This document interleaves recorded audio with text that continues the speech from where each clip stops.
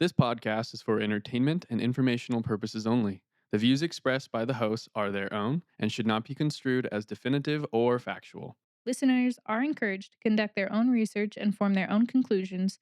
Discretion is advised as some topics may be sensitive or controversial. This is Babe, Let's Join a Cult.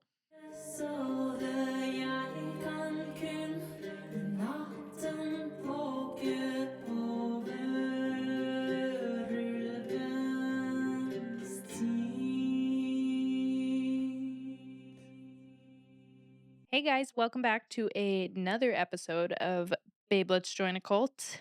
I'm your host, Nikai, and our other host,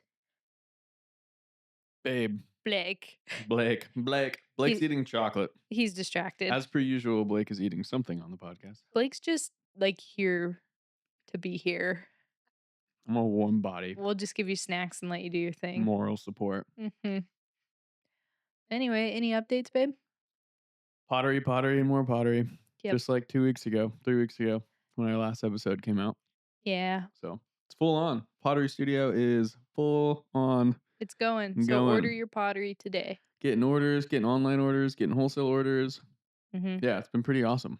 So just throwing a lot of pots, a lot of shapes, a lot of trimming, a lot of kiln firing, a lot of figuring out glazes that do things that you don't expect them to do. A lot of just exploring, like especially custom orders that I'm getting. It's fun to throw something I would never think of throwing, or just like never have the inspiration necessarily to throw. Yeah, you made a that, really pretty so. cookie jar. 2 of them that turned out pretty cool, actually. One of them on the top, I like kind of messed up the knob part, and so I ended up having to cut it out basically, and then use a different piece of clay to patch a new knob in there. And so it was like, when else am I gonna do something like that? So it's stuff like that that I relish, and that I get to just tinker with and obsess with and Be Blake get to make. about. Yeah.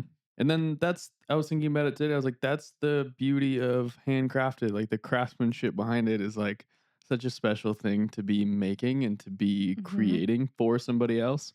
And that they're not all perfect. Right. And it's like the fine details that, unless someone like myself really has the care and the desire to want it to do the thing you want it to do, like, you just get a molded ceramic bowl or mug or wherever from some other country, and you don't get that. And I think that's what is really, I enjoy it. So hopefully people that buy pottery enjoy that shit too. Yeah.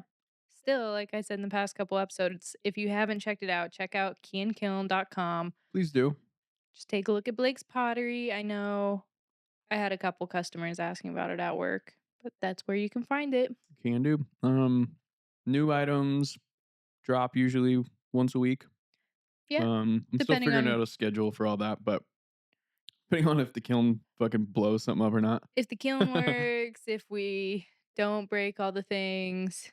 Yeah, we actually If the haven't had glazes any. look good. We haven't had any big problems outside of some The like glaze malfunctions, but I think the orders recently kind of helped me up for fulfilling my own shop stuff, and also a new kiln and getting the garage studio going. So that's my long-winded explanation of how's Blake or what's new, which is just pottery and lots of it. Yeah. Thanks for being tolerant of my Rambling. new job. Oh. Am I rambling? Yeah, I wasn't even going to say that, but always. No, my full-time job is a production potter. I'm just doing my best. Also learning when I can or cannot be in the studio. Yeah, sometimes I'm open to a conversation, and sometimes I can't hear anything, and I'm breaking what's in front of me, and I don't want to talk. Yeah, so figuring it out. Blake hours are strange. On the other side of updates, we have missed a couple weeks. Sorry, but I finished school. Woo! Woo! That was me twirling my finger. Oh, I thought it was you saying do it again. No, but you sure keep going. No. But yeah, that was exciting. Needed to take a couple weeks off to focus on that, but we're back with episodes, and I have like a new little surprise coming to the podcast. We're going to be having mini episode drops every now and then, so keep an eye out for the first one. Blake came up with the name.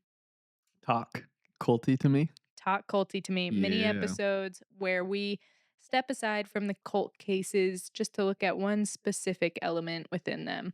I like that. Yeah, so keep an eye out. They'll be coming soon. I have 3 written, so I just need to sit down and record them. Nice. And in those instances, they'll just be you talking into the microphone. Yeah, you don't have to be here, it's Cool. okay. Great. Thank you for your support. Uh, Yes. I no just didn't know if I like had been committed to no, another no, project I and was wrote them so I unaware. could do them alone, Nice. or you can come to them too. Well, I mean, I bought you this really fabulous Shure microphone that I'm really excited for you to be using more often. I do use it. I know. I'm just I'll saying just it's have to great. learn how to wear the headphones because I don't know. Yeah. Well, I'll show you. We'll get it all figured out. Hmm. Yeah. Even when I Anyways, don't sign up for more things, I sign up for more things. mhm. I Partnership, didn't even try to baby. sign you up for it. Moo! Welcome to the cast, Moo. She's the true cult leader. Yeah. All right. Ready? Anyways, yeah, let's jump into this We're episode. trying to make our way to Winter Ridge to get a sweet treat. Now he's trying to make his way to Winter Ridge to get a Yeah. sweet treat. So, this episode is another notorious cult, one that went down in history. Notorious. Notorious. Nice, I like it. Thanks. I forget where that comes from. I think it's a song. I think it's this one's in like that top 5 classic cult cases, but it is Heaven's Gate. Have you heard of it? Nope. Not since you said it a few Really? minutes ago. At all? I mean, I don't know the details. Maybe once I have the details, I will know. Oh, I feel like it's one that you would have known about. Anyways, we'll get into it. Cheerio. This episode is titled The Cult That Rode the Comet. Something strange happened in March of 1997. A call to the police, a quiet mansion in an upscale California neighborhood. Behind the doors, silence. And then row after row of bodies, neatly arranged, hands at their sides, covered in purple cloth. The scene was methodical, intentional, like they had been preparing for something. But what? The people inside weren't murdered. They weren't part of some twisted ritual. They chose this, and they left behind videos explaining why. They called themselves Heaven's Gate, a group of believers who were convinced that an escape was coming, one that would take them beyond Earth, beyond humanity itself. But there was a catch. To ascend, they had to leave something behind. At the center of it all was a man named Marshall Applewhite, a leader with an eerie calmness and a stare that never quite blinked enough. He spoke of transcendence, of breaking free from this corrupt world and evolving into something higher. Some called him a prophet, others saw him as something else entirely. In this episode, we're unraveling a cult like no other, one that combined technology, doomsday prophecy, and an obsession with the stars. We'll walk through their origins, the slow tightening of control, and the chilling lead up to their final departure. And by the end, you might be asking yourself, would Babe have joined this cult? Ooh. I know. I was mid yawn. Sorry. It's okay, I My liked it still. timing was a little bit off. Marshall Applewhite was born on May of 1931 in Spur, Texas. Marshall was raised by his mother and his father in a strict Presbyterian household. His father was a minister. Marshall and his family moved around often, while his father frequently moved to open new churches. While being raised in a very strict religious household with his father holding an authoritarian style leadership, Marshall's parents were very loving and caring of him, unlike a lot of the cases we look at. Correct. Marshall looked up to his father, often telling others of how excited he was to follow in his footsteps when he grew up. Marshall did go on to attend various schools and continuing education where he flourished and created community wherever he went. He had planned to follow in his childhood dreams of pursuing his degree in ministry, but while in school, Marshall found his passion for music, specifically theater music. Marshall instead changed his path and later became a passionate musical professor and choir teacher. At this time, he had also built a strong family foundation of his wife and 2 kids. So, big difference from a lot of the cases we normally cover Yeah. already. Significant. He's got like a healthy upbringing. Yeah, pretty normal. Later in Marshall's career, in the early. That was a fucking big yawn. You just yawn like Moo It just made me does. tired to yawning that hard. Sorry, I know, it's so boring. That's not what it is at all. I know. It's a lack of oxygen. To the brain. You're suffocating the room. would you say that? Anyway, Go on. later in Marshall's career in the early 1970s, his perfect life began to crumble when rumors about his affair leaked out. Marshall had been having an affair with one of his male students for some time before his wife found out, resulting in her leaving him and taking the kids. Marshall began to experience what he believed to be a psychotic break, which led him to claiming to have a profound spiritual awakening, believing that he had been chosen for a higher purpose. Ding, ding, ding, there it is. In 1972, yes? I don't know nothing. That's just all. That Nah, was just a lot. All of a sudden, it was. I all of a just sudden wanted, he comes out of the. Well, he doesn't come out of the closet, but he gets caught, mhm, I wanted to give a and then brief background just on Marshall's yeah, I life. just think that like yeah, how do you go from that from A to B? It just seems aggressive. Yeah. Well, that's just over But like a long period yeah, of time. sounds like a breakdown too. Just like Yeah, realizing, he just had like a life crisis, but yeah, in his head he thought it was a psychotic break. And I think he checked himself into a like yeah, place and to I'm get sure mental he's got a help. bunch of intense religious expectations wrapped up in that. Yeah, yeah, but he did like check himself into a place to get help, which is Gotcha. where that leads us into our next section where he meets Bonnie Nettle. Got you. So in 1972, Marshall met Bonnie Nettle. Bonnie was currently working as a nurse and also had a deep interest in astrology, theosophy, and New Age spirituality. Theosophy. I don't know. I've been around almost 30 years, and I don't think. I think I just misspelled something Okay, and I don't, okay, don't know what it was. okay, cool. Anyways, Bonnie believed that they were meant to meet and to be together, convincing Marshall of this as well. So Bonnie had previously, I just have it like footnoted. She'd previously gone to a fortune teller years back, and the fortune teller said that she was going to meet a man that looked just like this, and his eyes were this color. So when she saw Marshall and he met all the criteria, she's like, "That's the guy that the fortune teller was telling me about." So she believed they were destined to be together. Yeah, fortune tellers are legit. Yeah, I know. I need to go talk to mine. Together, together, the two of them quickly began to have prophetic visions. Together, they developed the belief that they were divine beings sent on a mission. They began preaching a unique blend of Christianity, UFO mythology, and apocalyptic prophecy. In the early 1970s, Marshall Applewhite and Bonnie Nettles weren't just preaching about the end of the world, they were offering an escape, a way out, and a path to something greater than this flawed, decaying planet. But their message, it wasn't like anything else out there. Sounds fun, yeah? A little bit of UFOs? We're unique. Woo! Ooh. We have the answers. Woo! At first, they didn't call themselves Heaven's Gate. They went by many names. Bonnie and Marshall were referred to as the Two, Bo and Peep, and later T and Doe. I don't know. Cool. Right on. They presented themselves not as cult leaders, but as cosmic guides, messengers sent from a higher plane of existence. Their teachings were a bizarre fusion of the Christian prophecies and the UFO mythologies. They told their followers that Earth was about to be recycled, wiped clean, and only a select few would be given the opportunity to ascend beyond the dying world. Every time, man, it's some apocalyptic. It's Oh, yeah. coming, and we're the ones gonna make it. And We are geez special. Louise, man. They all have the nice underlying similarity of, the earth just sucks.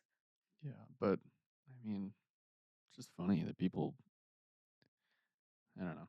It would be like if you and I have this podcast, and then like we hear all these stories, and then like we join a cult that's like we're the last ones to make it, Yeah, and or we're we like, start one. yeah, The end of the world is coming. Listen to the podcast today yeah, to right. save yourselves. I just think it's fucking nuts that people are There so we go. gullible. We just did it. We just started a cult. We have an apocalyptic prophecy and Yep, then two cult leaders. Good to go. sweet, And a and a moo. and a cat. And yep. I'm about it. I don't know.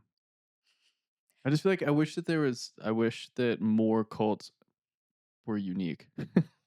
Like, they all say the same shit over and over and over, Yeah, so they make them and cults. that's I know. Well, it's no, and that's not what makes it a cult, but, like, yeah, I just think that it's get creative, you know? Like, Spice it up. give us something that we haven't heard before. That's Yeah, what I want. we'll work I on think it. it's funny. I'm not saying you, I think it's just amusing how many stories like this follow the exact same plot lines, same story arc Mhm. are out there. Yeah, And we all and it hear just about keeps them, and we all happening. know about them. Well, now maybe there's that's why we need more podcasts like this. Yeah, because it just keeps happening. You There's know, still cults today. that are probably like, "Hey, the apocalypse is coming. Yeah, in Jesus 2 didn't come years. back, so we got to go get him." Let's go find him. He's out there. Oh, jeez. Someone's gonna hear this and be like, "Oh." Right? But this wasn't your standard heaven and hell situation.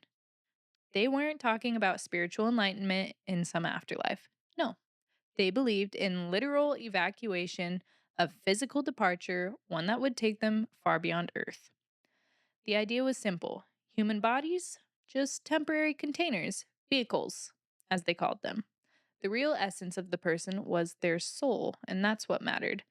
And that soul, it had the potential to be upgraded, evolved, and transformed into something higher.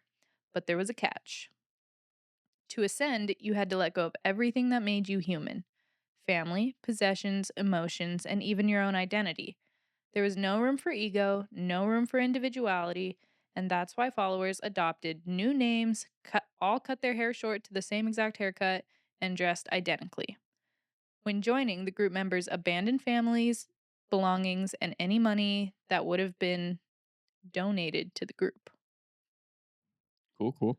Applewhite and Nettles taught them that this process was shedding of the human level, baggage, breaking free from distractions of the material world.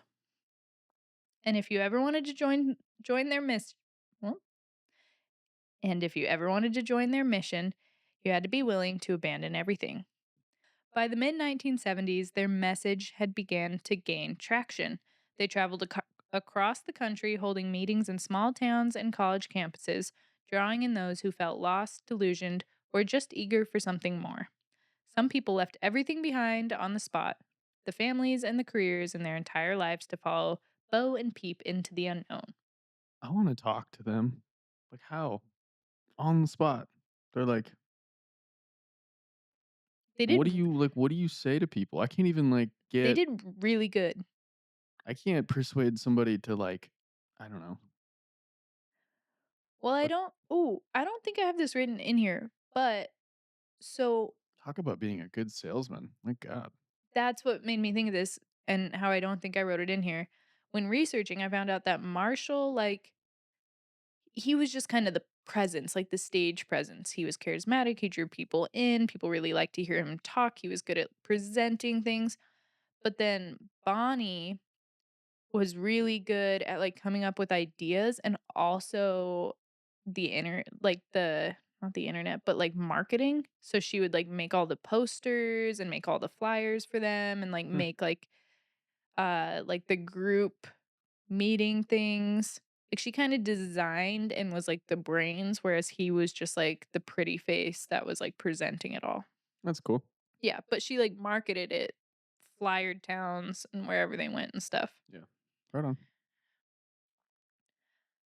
What they didn't realize was that once you stepped inside, there was no easy way out, because what started as a movement of spiritual seekers would soon turn into something far more rigid, more controlling, and more dangerous.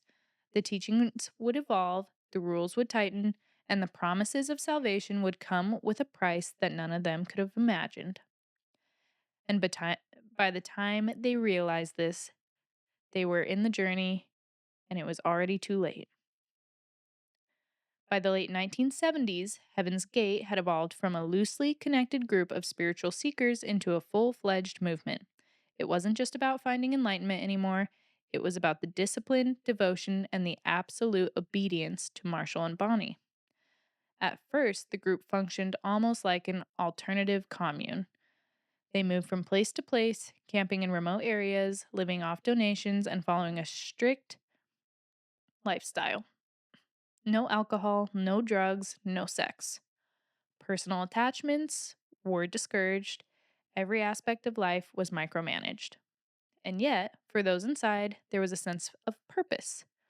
Followers weren't just wandering souls anymore, they were part of something bigger. Marshall and Bonnie told them they were undergoing a transformation, preparing their bodies and minds to shed their humanity and evolve into perfected celestial beings. But as the years went on, the teachings became more rigid. The cult adopted uniformity: short haircuts, unisex clothing, identical speech patterns. Followers were told to abandon their birth names, replacing them with oddie suffixes, signifying that they were merely extensions of something greater. So, like Michael became Mycoti. Hmm, okay. Yeah, Sounds like a lot of spiritual movements, though. cults. Personal desires were seen as distractions, even emotions were discouraged. Happiness, sadness, anger, all were considered weaknesses tied to the human level. Sexuality was, oh my gosh, demonized.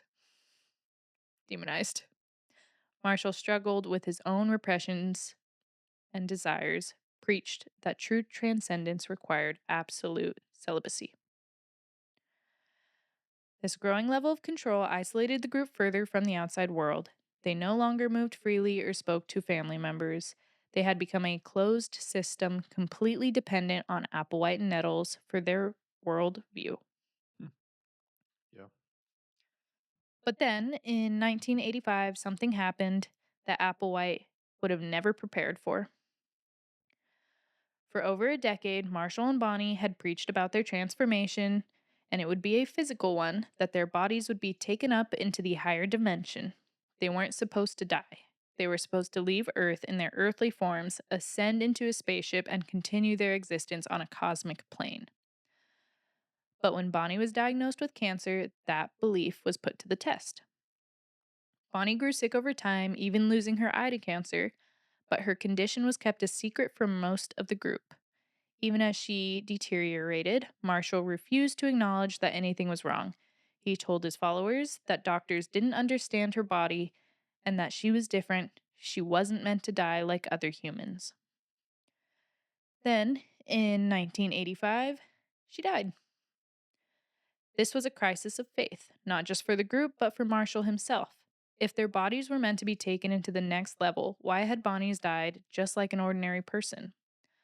For a while, he seemed lost. Some followers later recalled that he disappeared for days, locking himself away, struggling to make sense of it all. The person who had valid. I know. I just I just imagined him locking himself like in a closet and just like aggressively masturbating the entire time. Why? That's Well, because we're talking about sexual oppression. like yeah, he's just like repressed and freaking out, and his wife just died, and he's like kind of gay, and he's just Yeah, I don't there's know. just a lot That's just happening. the image that flashed in my head, and I was like, "Okay, It's terrifying. yeah, you're telling me Yeah. I had to see it." I was with you until that part. Yeah. I was like, yeah, If locked you in the weren't thinking closet. it at home listening to this, you're lying. Oh, normal. Anyways, where were we?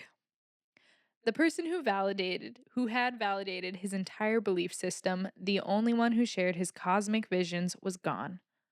Marshall was believed to be the face of the group, leading with his magnetic personality, while Bonnie was known as the brains. I did put it in. So he did what all good cult leaders do when their prophecies fail. He changed the rules. After Bonnie's death, Marshall altered Heaven's Gate doctrine. The next level was no longer a physical place that would take their bodies. Now it was about the soul. Bonnie hadn't died, she had exited her vehicle. Her soul had moved on to a higher plane, and the rest of them would have to follow. The human body was now seen as a temporary container, something to be discarded when the time was right. Followers were told that their task wasn't to be taken physically, it was to prepare for departure of consciousness. The shift had huge consequences. Suddenly, Heaven's Gate wasn't just about waiting for a spaceship, it became about escaping Earth, even if that meant taking matters into their own hands. Marshall doubled down on control. The group, already cut off from society, isolated further. They moved into a massive compound, limited outside contact, and became deeply involved in self policing behavior. Dissenters left, but most devoted remained, ready to follow Applewhite wherever he led them. For the next decade, they waited. Damn. Yeah, this cult was along for a minute. Wow. They refined their doctrine, found ways to sustain themselves through tech work, and stayed convinced that their exit was coming soon. Then in 1995, the Hale-Bopp Comet was discovered. I'm giggling because the name's It funny. reminds me of Kids Bop, the fucking Yeah, no, it's Hale-Bopp. Hale-Bop. You gotta pop that P. And with Oh, do you? Bop. Sorry. You can't not say it with the popping P. No, no. It's more fun Yeah, that way. definitely. Hale-Bop. Some sexual innuendo in there. No, that's not what that means. Just saying. Anyways, There's a song about it. really? Yeah. What song? No, not that song. Yeah. Uh-huh. Anyways, with Hale-Bopp, never gonna get past it. Marshall saw his final sign. Let's go, Marshall. Woo. For over 2 decades, Heaven's Gate had been waiting, refining their belief system, cutting themselves off from the outside world, and preparing for their departure.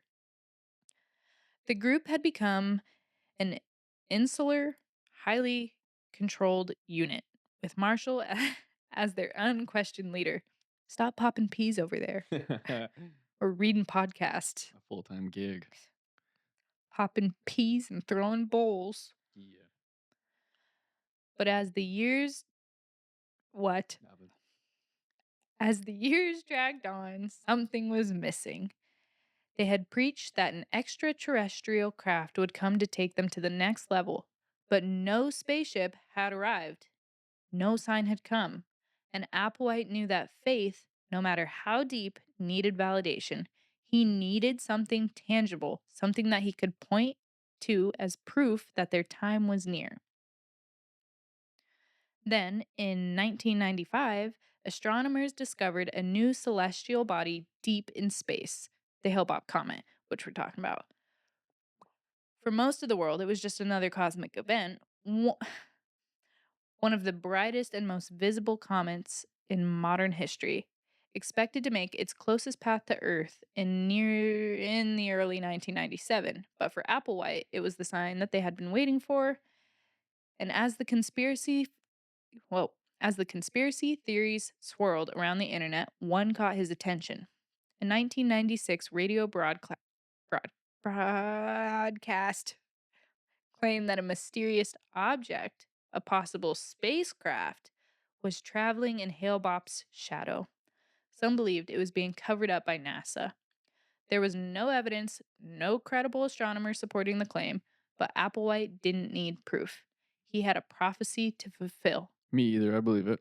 Yeah, same. No, I'm hopping on that spaceship. I'm sure it was there. Yeah. To Heaven's Gate, Hale-Bopp wasn't just the comet, it was the exit vehicle. Let's go. The countdown had begun. Time to depart. Fuck you, Elon. We're going to Hale-Bopp. Hale-Bopp.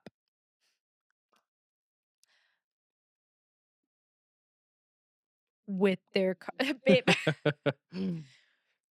with Moving the mic. with their cosmic sign in place, Applewhite wasted no time. Heaven's Gate went into full preparation mode.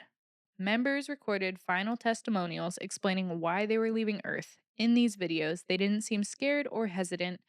They were ecstatic, smiling, enthusiastic, convinced that they were about to transcend.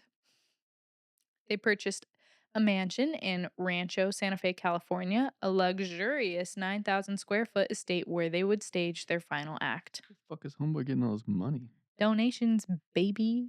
Jeez. I know. Do you can cults like write off taxes like churches can? I don't know the tax bracket. Because Yeah, I don't you know know. how like churches have like Oh their yeah, own yeah, tax yeah, thing? totally. Since like churches are cults, do cults get to do that too? I would imagine that there's. I mean, if they register that way, I don't know. I mean, most of them register as like a church or a belief system. So just, oh, sorry, Moo, I didn't know you were there. Anyways, to prepare, members practice their exiting process in rehearsals, ensuring that everything would go smoothly. By this point, Applewhite's control over the group was absolute. There was no debate, no questioning, no uncertainty. Those who remained were the most devoted, the ones who had fully committed to the idea that death wasn't an end but a beginning. Then they made one last chilling decision. Applewhite had long taught that gender and sexual identity were obstacles to ascension.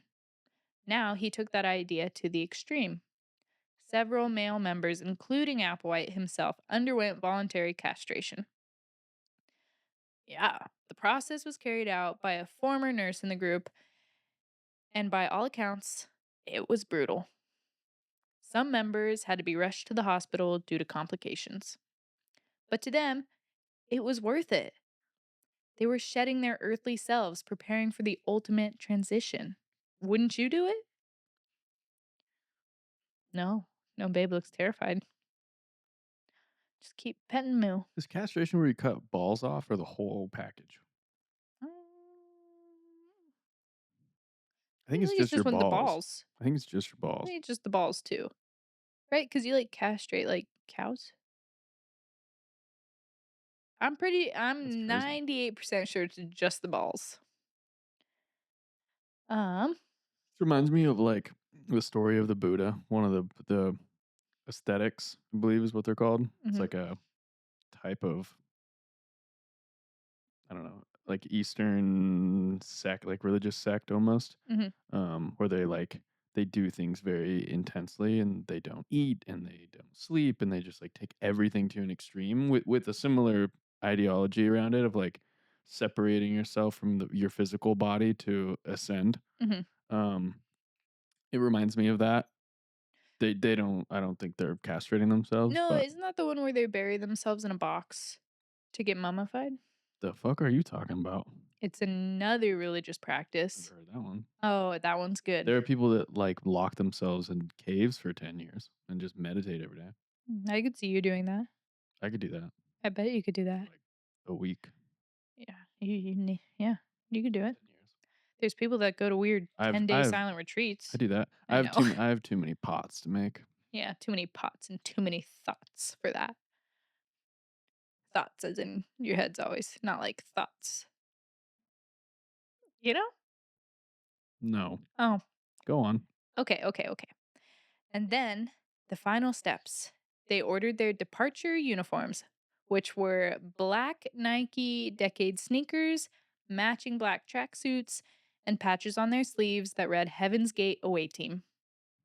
Nike got a lot of backlash for this too, That's classic. but they just ordered It's not them. Nike's fault. Yeah, and it was because like the bulk prices were like pretty cheap. And there is a museum that does have the outfits, the uniforms in them, like some sort of Crazy. cult museum. They're wearing Nike sports coats with this on it, like led by a dude who just cut his own balls off. Yeah, I they're could wearing see them black Nike Decades just like and walking through. tracksuits. You know how like Mormons and not Mormons, but the what's that religion called? They're still like wearing 1950s looking stuff. Mm-hmm. What are they called? The ones that we have, Yeah, yeah, Amish? but they're not Amish. It's a Mennonites? yes, Mennonites. I could just imagine like they're like the new age version of Mennonites, like all wearing All wearing tracksuits, their and they all same have, like like, bowl varsity, cuts. yeah, and they're like Like shopping at Target, like trying to like stock up on stuff. I don't know. yeah. No, I Very looked up the imaginative haircuts, today. all, like, the men and women, it's, like, the short bowl cut, and then, yeah, they would wear, like, all white, but then this was, like, all black tracksuits and, like, the sneakers. So weird. Yeah, with the bowl cut, I just can't get over a bowl cut. That's crazy. I just think it's ironic he's buying name brand. Bulk pricing, baby. It was all meticulously planned, and on March 22nd of 1997, the ritual began. Go. Over the course of 3 days, the members of Heaven's Gate carried out their mass suicide in stages. Nice. First, they ingested, this is going to be a second, phenobarbital? Phenobarbital mixed with applesauce and washed it down with vodka. Delicious. Rowdy. Then they placed And then they all had an orgy. then they placed plastic bags over their heads to ensure suffocation. Sweet. Way to go. Those who died first were carefully laid out on their beds, covered with a purple shroud. The next wave of members cleaned up, removing the plastic bags, and then repeated the process. Marshall was among the last to go. When the authorities found him, his body was positioned exactly like the others, carefully placed, neatly covered. When it was over 39 people were dead. It was the largest mass suicide on U.S. soil and one of the most haunting events in modern history, the second largest mass suicide since the Jonestown cult. But that technically wasn't on U.S. soil, and that was over 900 people, Yeah. which we Yeah. talked about in an earlier episode. If you haven't watched it, check it out. On March 26, 1997, police received an anonymous tip from a former member who had been sent a package containing final goodbye messages and tapes. Authorities entered the mansion and found the bodies arranged in rows, all dressed identically, all positioned in disturbingly peaceful ways. The scene was methodical, almost ritualistic. This, the discovery shocked the world. News cameras swarmed the mansion, and the images of the black clad bodies became one of the most haunting symbols of cult devotion. In the days following, more chilling details emerged. 2 former members who had been left behind to continue spreading the message attempted their own suicides to join the group. The Heaven's Gate website remained active, maintained by surviving believers who continued to preach their teachings online. Even today, remnants of the cult still exist. A handful of believers who think that Marshall's message was real, that the spaceship is still coming, and that their mission isn't over yet. And so, in a way, Heaven's Gate never truly closed. Nice. hmm We all need something to believe in, you know? Yeah. Whether it's, I don't have a better reason for being here. the blue chick, the Beatles were conspiracists, or Heaven's I mean, Gate. that's at the core of all cult dynamics and Just a sense of believers is just belonging and we're belief. looking for a place to be. Yeah. Even if it's a spaceship with a dude with no balls. Hey, Who am I, you know? it sounds like one of the better cults we've covered. Quite possibly. Quite possibly. Yeah. And he just missed his ex-wife. Or more likely he missed the dude that he was banging when he was in school. Mm, He was a teacher. Yeah. He was Oh, in yeah. school. He was in school. Yeah. Yeah. I think he But, missed yeah, you know. What are you gonna and do? there's like a lot more to that cult. It went on for like a couple decades. That's just it. That's pretty wild. Yeah, 3, because 1970s kind of when it started. It ended late 1990s. Mm-hmm. Yeah. Wow. Yeah. And What a then time to be alive. that one too, since there was like able to be more media coverage on it and they had a website, like, Yeah. they had a, yeah, Back then when you had a website, you were like legit. yeah, they had a website Yeah. and like blog posts and they posted videos. Dang. But that kind of like sparked this mass awareness to cults, especially in the early 2000s. People were like hyper aware of cults because Mm-hmm. Heaven's Gate. Gotcha. Yeah. Right on. Yeah.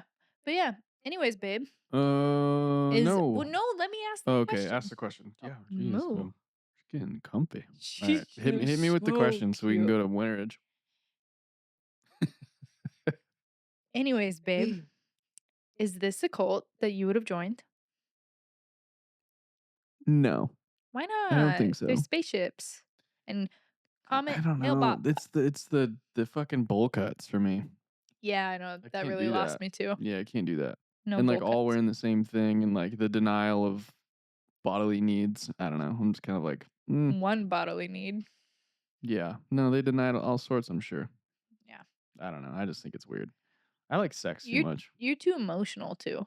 Like, Yeah, they're they gonna denied human emotions, they denied everything. and you love emotions and deep thought and deep emotions. Yeah, exactly. Yeah. Yeah. So I might have stood there and listened if they came to my like college campus or something. I didn't go to college, so if theoretically speaking, if I went to college and they were there, I might have stood there and listened, and then I probably would have walked away, It was the gone and 1970s had though, so sex and cried. Not at the deeply same time. at the same time, deeply. No, you'd be better off in the Manson cult. Isn't that going on around the Yeah, same I think time? that's the only one that I was like all for. No, Manson was a little 70s. later. No, we have too many cults going on in our Yeah, I don't brains. know. They're all the same. Anyway, Anyway, that's today's episode. Don't forget to check us out on Instagram and stuff. Keep an eye out for the mini episodes. I think I'm just gonna drop them like sporadically, yeah, however I feel. hot culty to me. Talk culty to me. Can be pretty legit. Yeah. Thanks for joining in. Thanks Appreciate for it. joining in. Check out the pottery, and we will see you next week. Next week. All right. Bye, nerds. Bye. Sove jeg kan kun natten våke over ulvens